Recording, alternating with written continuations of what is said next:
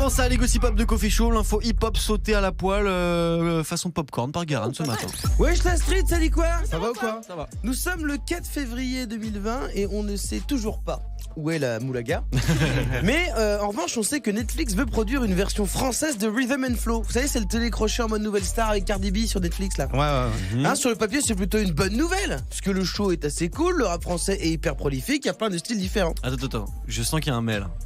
Ben forcément, parce que sinon ma chronique est trop courte. D'accord. Si je m'arrête maintenant. Alors, j'ai listé 2-3 petits bémols. Premier bémol, on est en France. Et en France, on n'a pas de pétrole, mais on a des idées. D'accord. Est-ce qu'elles sont forcément bonnes? Non, pas forcément. D'ailleurs, il y a déjà eu une tentative de faire une émission du genre. Si vous vous souvenez pas, c'est normal. C'était sur France O. C'est une chaîne, tu vas pas volontairement dessus, tu tombes. Ah tiens, c'est quoi ça? C'est François.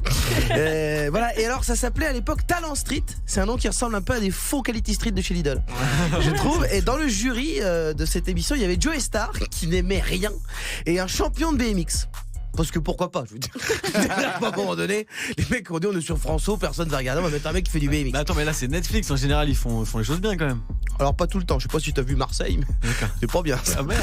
Voilà, mais sinon c'est vrai, selon le c'est vrai qu'ils mettent des moyens et tout. Alors selon le Parisien, cette émission, ça pourrait s'appeler Qui sera le nouveau Booba? Sérieusement? Et là franchement, non, faut pas l'appeler comme ça. C'est beaucoup trop dangereux. C'est comme quand l'équipe dit d'un joueur c'est le nouveau Zidane, c'est le nouveau Zidane. En général, tu le retrouves où le mec? Sur le banc à Dijon. Il ne joue plus jamais. Il y a des reportages de lui sur Téléfoot qui dit mais qu'est-ce qu'il est devenu? Attends, du coup, t'appellerais ça comment toi?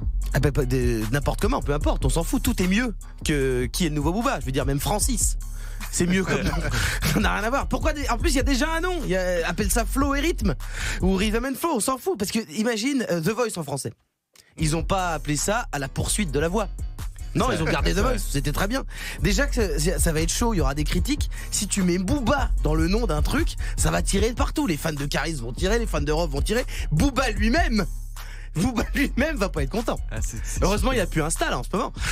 Mais Booba lui-même. Et imagine le show se passe et là, le vainqueur, on l'annonce comme ça. Et le nouveau Booba. Tu vois, Ça craint. tout de suite, il va se faire défoncer partout. Booba lui-même, il va le bouffer comme des cacahuètes. Sa carrière, je vous annonce, elle va durer 15 minutes. 2 mois plus tard, il est passé de nouveau Booba au nouveau mec qui travaille au Starbucks à Gare de Lyon. Tous les matins, Jusqu'à 9h, Coffee Show. ton réveil sans pub.